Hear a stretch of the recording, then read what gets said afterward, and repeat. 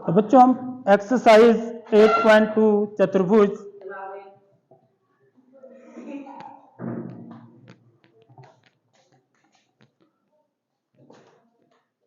में प्रश्न संख्या 1 है।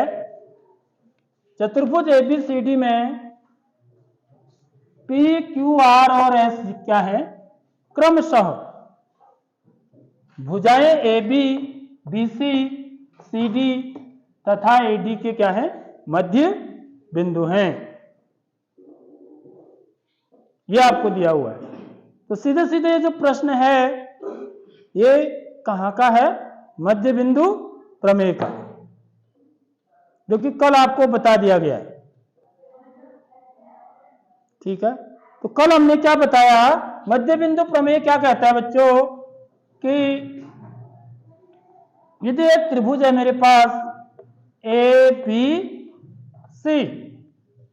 ये किसकी बात बोल रहा हूं मैं? मध्य बिंदु प्रमेय। फिर दोबारा सीखो इसको।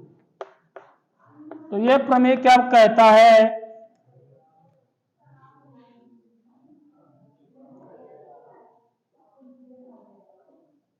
त्रिभुज के किन्हीं दो भुजाओं के, माना दो भुजा क्या है? AB, ठीक है, और AC। त्रिभुज के किन्हीं दो भुजाओं के मध्य बिंदुओं को, ये मध्य बिंदु है माना, को मिलाने वाला जो रेखाखंड होता है वो तीसरी भुजा के समांतर होता है। यानी कि PQ is parallel to BC। समझ में आ रही बात? मध्य बिंदु प्रमेय क्या कहता है कि किसी त्रिभुज में किन्हीं दो भुजाओं के मध्य बिंदु को मिलाने वाला रेखाखंड तीसरी भुजा के समांतर होता है। समझ में आ रही बात? तो यानी कि जो PQ होगा वो BC के समांतर होगा, पहली बात। ठीक है, दूसरी बात, दो चीजें होती हैं। एक तो PQ BC के समांतर होता है, दूसरा PQ जो होता है वो हाफ ऑफ BC होता है। बच्चों ये दोनों चीजें आप याद रखेंगे। ठीक है, ये मध्य बिंदु प्रमेय बोलता है बात। समझ में आ रही बात? क्यों होता है देख लीजिए। हमने कल बनाया था, इसको सिद्ध किया था। तो हमने इस प्रकार से एक लाइन खींची थी जो कि BA की क्या है? समांतर थी। समझ में आ रही बात? और इस लाइन को, इस रेखाखंड को हमने आगे बढ़ाया जो कि इसको बिंदु D पर मिलता है। तो हमने इस त्रिभुज को और इस त्रिभुज को, इन दो त्रिभुजों को क्या सिद्ध किया था? सर्वांग सम सिद्ध किया था। याद है? यह कोण इस कोण के बराबर, शीर्षाभिमुख कोण। यह कोण इस कोण के बराबर, एकांतर अंतः कोण। और यह भुजा इस भुजा के बराबर, क्योंकि यह मध्य बिंदु है। इस प्रकार ASA सर्वांग समता नियम से ये दोनों त्रिभुज हमारे क्या हुए थे? सर्वांग सम सिद्ध हुए थे। तो यदि दो त्रिभुज सर्वांग सम होते हैं तो उनके जो बाकी जो शेष संगत भाग हैं वो भी क्या होते हैं? बराबर होते हैं। यानी कि सारे कोण बराबर होते हैं, संगत कोण, और सारी संगत भुजाएं बराबर होती है। तो इसका मतलब यह है कि यह भुजा इस भुजा के बराबर है, यह भुजा इस भुजा के बराबर होगी, और यह वाली भुजा इस भुजा के बराबर होगी। होगी नहीं होगी? बताओ। समझ में आ रही बात? यानी कि जितना PQ होगा उतना ही क्या होगा बच्चों? QD भी होगा। तो PQ बराबर क्या होगा बच्चों? QD होगा। समझ में आ रही बात? लेकिन PQ धन QD ये किसके बराबर होगा? BC के बराबर। इसके बाद हमने ये सिद्ध किया था कि ये समांतर चतुर्भुज है, क्योंकि जितना ये लंबाई है उतनी यह भी तो है। समझ में आ रही बात? तो यानी कि ये और ये दोनों के आपस में समांतर भी हैं और बराबर भी हैं। इससे यह सिद्ध हुआ था कि ये क्या है? समांतर चतुर्भुज है। समांतर चतुर्भुज है। ये वाला चतुर्भुज BCDP। ठीक है, तो ये क्या है बच्चों, इसका मध्य बिंदु है तो ये आधा आधा है ना, पूरा है। समझ में आ रही बात? तो ये आधा है तो BC का भी तो आधा होगा, क्योंकि ये क्या है, BC किसके बराबर होगा, PQ जो है QD के बराबर है। साथ ही BC किसके बराबर है बच्चों, PD के बराबर है। BC और PD क्या होंगे, आपस में बराबर होंगे, क्योंकि समांतर चतुर्भुज के आमने सामने की भुजाएं। समझ में आ रही बात? तो ये जो भुजा है PQ और QD ये आधा है, ये दोनों आपस में बराबर है। ठीक है, और PD का आधा क्या है, PQ है, इसलिए BC का आधा भी क्या होगा, BC का आधा भी क्या होगा, PQ होगा। समझ में आ रही बात? तो मध्य बिंदु प्रमेय से हमको ये दो चीजें समझ में आई। तो इन दो चीजों का हमको यहां पर प्रयोग करना है। तो ये चीजें, दो चीजें आपको याद कर लेनी है कि किसी भी त्रिभुज के किन्हीं दो भुजाओं के मध्य बिंदुओं को मिलाने वाला रेखाखंड तीसरी भुजा के समांतर होता है, पहली बात। दूसरी बात, तीसरी भुजा का वो आधा भी होता है, ठीक आधा भी होता है, यानी कि PQ जो होगा वो BC का आधा होगा। आगे बात समझ में? तो इसी का उपयोग करते हुए हम इस प्रश्न को हल करने वाले हैं।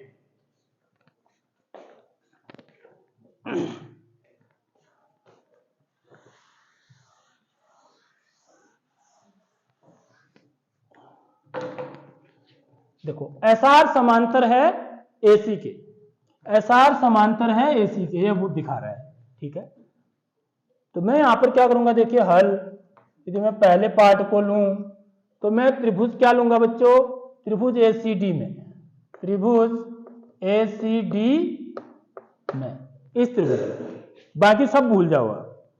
एक त्रिभुज में लूं यहां पर, यह AC त्रिभुज है और यहां पर ऐसे त्रिभुज बना हुआ है। देखिए ये मेरा A है, ये C है, ये D है। AD का मध्य बिंदु क्या है बच्चों, S है। समझ में आ रही बात? ये दिया हुआ है ना प्रश्न में। और BC का मध्य बिंदु क्या है बच्चों, R है। तो इनके मध्य बिंदुओं को जो मिलाऊंगा मैं, तो जो रेखाखंड होगा वो क्या होगा, AC के समांतर होगा। होगा नहीं होगा?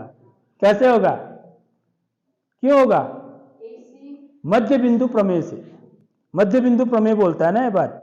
मध्य बिंदु प्रमेय यह कहता है कि किसी त्रिभुज के किन्हीं दो भुजाओं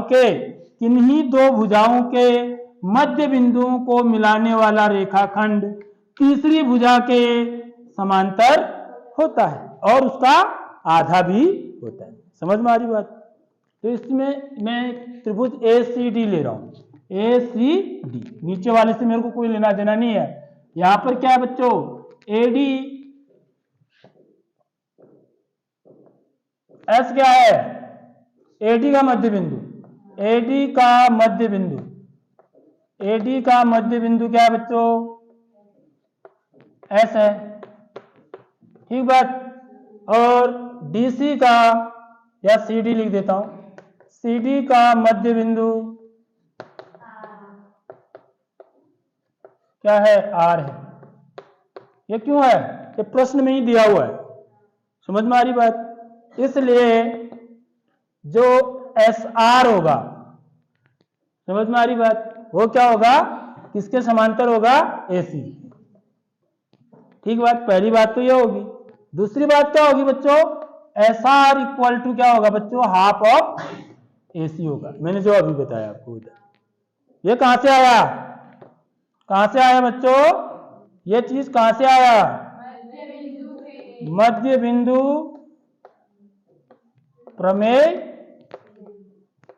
से। ठीक है, आगे बात समझ में? तो पहला चीज सिद्ध हो गया हमारे, पहली बात यही पूछ रहा हूं। SR कह रहा है, RS बोल रहा है ना SR ही कह रहा है। ठीक है, नोट करेंगे इसको।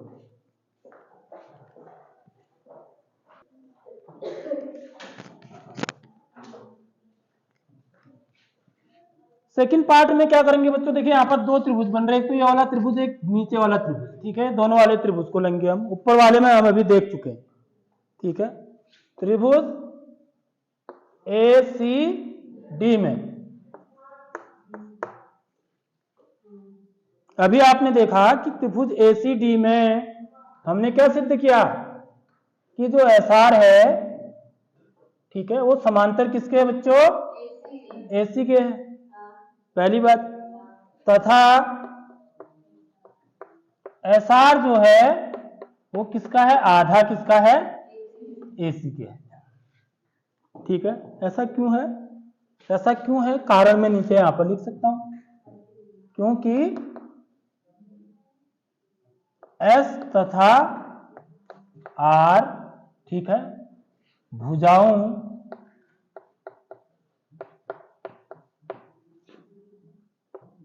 एडी तथा सीडी के क्या है बच्चों?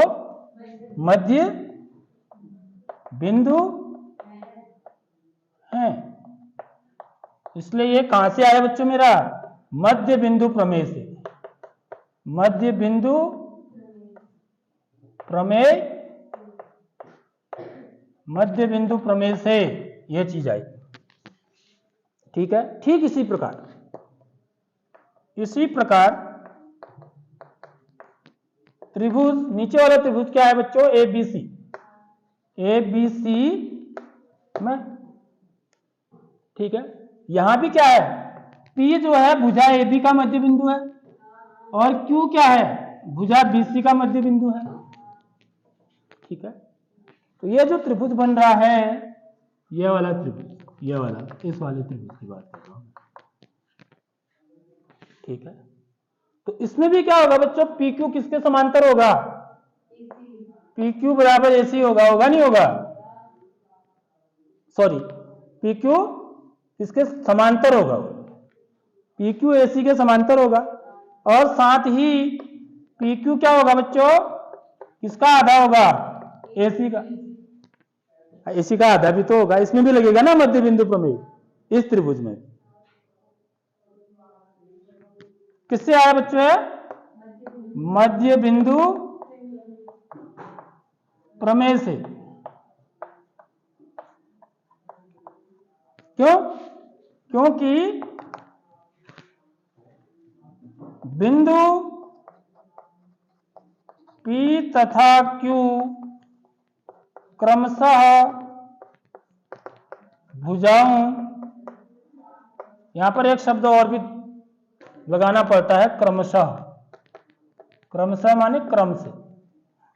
P तथा Q क्रमशः भुजाओं ए बी तथा बी सी के क्या है? मध्य बिंदु है, मध्य बिंदु हैं। यह कौन बोल रहा है? यह मैं नहीं बोल रहा हूं, एक प्रश्न बोल रहा है। प्रश्न में लिखा गया है कि यह मध्य बिंदु है, इसलिए मध्य बिंदु प्रमेय लगेगा, ठीक है। अब मुझे यह दिखाना है, देखो, पी क्यू बराबर एस आर दिखाना है।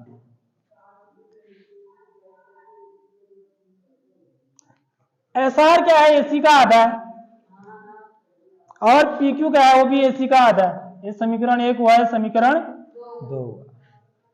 समझ में आ रही बात? क्योंकि एस आर क्या है? एसी का आधा है, और पी क्यू भी क्या है? एसी का आधा है। दोनों एसी के ही आधे हैं, इसका मतलब दोनों कैसे होंगे?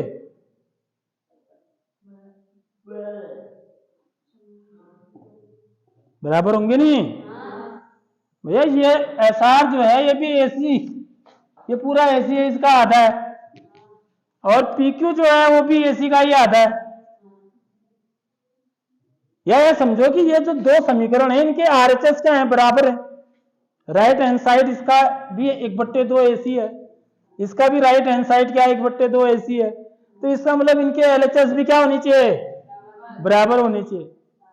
आगे बात समझ में? इसलिए समीकरण 1 तथा 2 से एस आर किसके बराबर होगा? पी क्यू के बराबर होगा। आई बात समझ में? क्यों होगा देखो, मैं लिख लेता हूं यहां पर। क्योंकि एस आर किसके बराबर है बच्चों? हाफ ऑफ एसी के बराबर है, और पी क्यू भी क्या है? हाफ ऑफ एसी के ही बराबर है। तो इसका मतलब ये दोनों कैसे होने चाहिए, बराबर होने चाहिए। ये भी हाफ ऑफ AC है, ये भी हाफ ऑफ AC है। एक बात समझ में आ रही नहीं आ रही, बात नहीं आ रही है भाई। आप जो है इसके बराबर हो, ठीक है, आप जो है इसके भी बराबर हो, तो इसका मतलब ये दोनों भी आपस में क्या होनी चाहिए, बराबर होनी चाहिए। तुम इसके भी बराबर हो, तुम इसके भी बराबर हो, मतलब तेरी लंबाई इसकी लंबाई के बराबर है, तेरी लंबाई इसकी लंबाई के भी बराबर है। अब इन दोनों की लंबाई कैसी होगी, आपस में भी तो बराबर होगी ना, तभी तो, क्योंकि आपकी लंबाई इसके भी बराबर है, आपकी लंबाई इसके भी बराबर है, तो इसका मतलब इन दोनों की लंबाई भी क्या होगी, आपस में बराबर होगी। तो हाफ AC जो है वो इसके भी बराबर है, हाफ AC का आधा SR के भी बराबर है, AC का आधा जो है PQ के भी बराबर है। तो इससे क्या सिद्ध होगा कि SR और PQ क्या है, आपस में बराबर है। समझ में आ गई नहीं आई बात। तो यहां पे क्या लिखेंगे, हैंस प्रूव्ड, हैंस प्रूव्ड इति सिद्धम।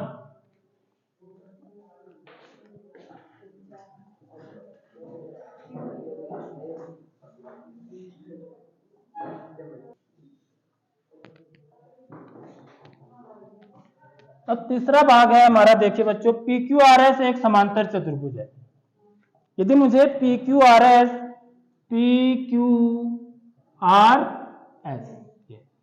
ये समांतर चतुर्भुज है, इसको दिखाना है, तो मुझे क्या दिखाना पड़ेगा कि कोई दो भुजाएं, याद रख लो, कोई दो भुजाएं कैसी हैं, आपस में समांतर हैं और बराबर, कोई सी भी, ठीक है, मतलब कोई पेयर, जोड़ा जो होगा, एक जोड़ा जो होना चाहिए, ठीक है, कौन सी भुजाओं का, सम्मुख भुजाओं का। कैसा होना चाहिए, समांतर होना चाहिए और बराबर भी होना चाहिए। तो बराबर होना चाहिए तो हमने यहां से सिद्ध कर दिया, देखो SR और PQ क्या है, SR और PQ क्या है, बराबर है नहीं है।